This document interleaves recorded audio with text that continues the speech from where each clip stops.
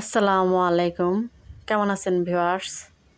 আজ আমি আপনাদেরকে মসুর ডাল এবং আলু দিয়ে কিভাবে ভুনা খিচুড়ি রাঁধতে হয় তা দেখিয়ে দেব। ভিউয়ার্স, আমি প্রায় হাফ কেজি আতপ চাল বা প্লাউ চাল বা সুগন্ধি চাল নিয়েছি এবং ১ মুঠ মসুর ডাল নিয়েছি।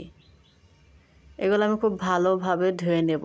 চাল এবং মসুর ডালগুলো আমি একসঙ্গে ধুয়ে নেব।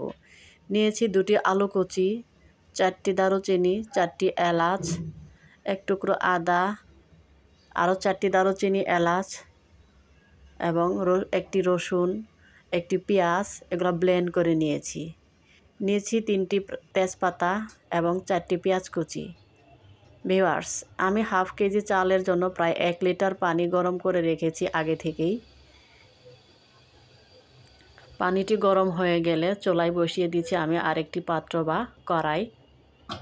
কড়াইয়ের মধ্যে থাকা পানিগুলো শুকিয়ে এলে আমি দিয়ে দেব আমার প্রায় ২ কাপ পরিমাণ তেল। ভিউয়ার্স, আমি এখানে সয়াবিন তেল ব্যবহার করছি। আপনারা রান্নার জন্য যে তেলটা ব্যবহার করেন সেই তেলটাই দেবেন। আমি এখানে প্রায় ২ চামচ বা ২ কাপ পরিমাণ তেল ব্যবহার করছি।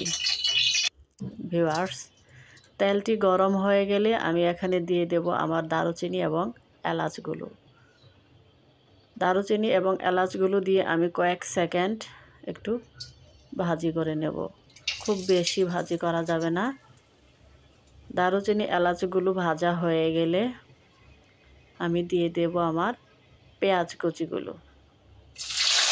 মিডিয়াম টু লো আছে আমি পেঁয়াজগুলোও ভেজে নেব। এখানে আমি ১ চিমটি লবণ দিয়ে দিচ্ছি যেন পেঁয়াজটা আমার খুব সহজে বা স্মুথলি ভাজা হয়ে যায়। প্রায় ২ থেকে ৩ মিনিটের মতো আমি পেঁয়াজগুলা হালকা ব্রাউন বা বাদামি করে ভেজে নেব। ভেজে নিয়ে দিয়ে দিচ্ছি আমি তেজপাতাগুলো আমি কয়েক সেকেন্ড ভেজে নেব, খুব বেশি ভাজা যাবে না। এখন আমি দিয়ে দিচ্ছি আমার আতপ চাল বা প্লাউ চাল বা সুগন্ধি চাল এবং মসুর ডালগুলো, যা আমি খুব ভালোভাবে ধুয়ে পানি ছাড়িয়ে নিয়েছি। এবার আমি কমপক্ষে ৫ মিনিট এগুলা খুব ভালোভাবে নেড়ে চেড়ে নেব। চাউলগুলো ৫ মিনিট ভাজা হয়ে গেলে দিয়ে দিচ্ছি আমার ব্লেন্ড করা মশলা, কাঁচামরিচ এবং আলু কুচি করে রেখেছি সেই আলু। আপনারা আপনাদের পছন্দ মতো সবজি অ্যাড করতে পারেন। দিয়ে দিচ্ছি ১ চামচ পরিমাণ লবণ। লবণ মরিচটা আপনারা আপনাদের স্বাদ অনুযায়ী ব্যবহার করবেন। দিয়ে দিচ্ছি হাফ চামচ পরিমাণে হলুদ, ৪ ভাগের ১ ভাগ পরিমাণ মরিচ গুঁড়ো।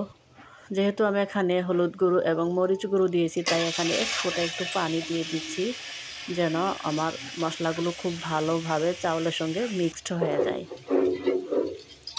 এবার আমি কমপক্ষে ২ মিনিট নেড়ে চেড়ে নিয়ে আরও ৫ মিনিট ভেজে নেব। ৫ মিনিটের মতো ভেজে নিয়ে চাউলগুলো আমি এখন পানি অ্যাড করব। দেখুন আমার চাউলগুলো ভাজা হয়ে গেছে, কেমন সাদা সাদা হয়ে এসেছে। ভিউয়ার্স, কমপক্ষে ৫ মিনিট ভেজে এখন আমি আমার গরম পানিগুলো এখানে দিয়ে দিচ্ছি।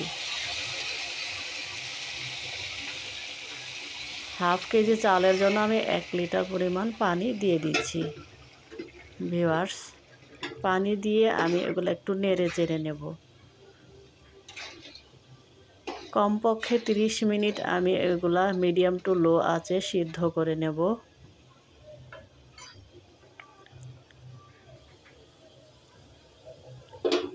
ভিউয়ার্স, ঢাকনা দিয়ে ঢেকে আমি কমপক্ষে ৩০ মিনিট সিদ্ধ করে নেব, কিন্তু অবশ্যই আমি ১৫ মিনিট পরে ফিরে আসব। ১৫ মিনিট হয়ে গেলে আমি ঢাকনাটা খুলে দেখব যে আমার কি অবস্থা হয়েছে ভুনা খিচুড়িটার।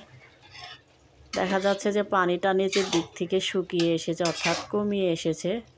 এবার আমাকে নিচের অংশগুলো উপরের অংশগুলো নিচের দিকে অর্থাৎ ওলটপালট করে নিতে হবে যেন আমার সবগুলো চাল এবং সবজি খুব ভালোভাবে সিদ্ধ হয়। ভিউয়ার্স, এখন কিন্তু আমাকে চুলার আঁচটা আরও একটু কমিয়ে নিতে হবে। আরও একটু চুলার আঁচটা কমিয়ে কমপক্ষে আরও ১৫ মিনিট আমি সিদ্ধ করে নেব। টোটাল 30 মিনিট আমি খুব ভালোভাবে এগুলা সিদ্ধ করে নেব। ভিউয়ার্স, ফিরে এলাম আরও 15 মিনিট পর। দেখুন আমার চাউলগুলা সিদ্ধ হয়ে গেছে, সবজিগুলো সিদ্ধ হয়ে গেছে এবং কেমন ঝরঝরে হয়েছে আমার ভুনা খিচুড়িটা। খিচুড়ির মধ্যে কোনো পানি নেই, দেখতেই পাচ্ছেন খিচুড়ির মধ্যে কোনো পানি নেই। খিচুড়িটা কেমন ঝরঝরে হয়েছে।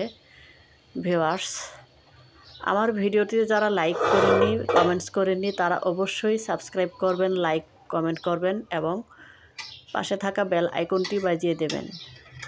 ভিউয়ার্স, যারা অলরেডি সাবস্ক্রাইব করেছেন তাদেরকে অসংখ্য ধন্যবাদ। ভিউয়ার্স, এবার আমি একটি বাটির মধ্যে বা একটি প্লেটের মধ্যে আমার ভুনা খিচুড়িগুলো আমি ঢেলে আপনাদের দেখাবো কেমন দেখতে সুন্দর হয়েছে। দেখুন কি সুন্দর হয়েছে আমার ভুনা খিচুড়িগুলো। শীতকালে এবং বৃষ্টির দিনে এই ভুনা খিচুড়ি খেতে খুবই ভালো লাগে। আপনাদের কেমন লাগে অবশ্যই কমেন্টস করে জানাবেন। ভিউয়ার্স, আজ এ পর্যন্তই। আবার দেখা হবে নতুন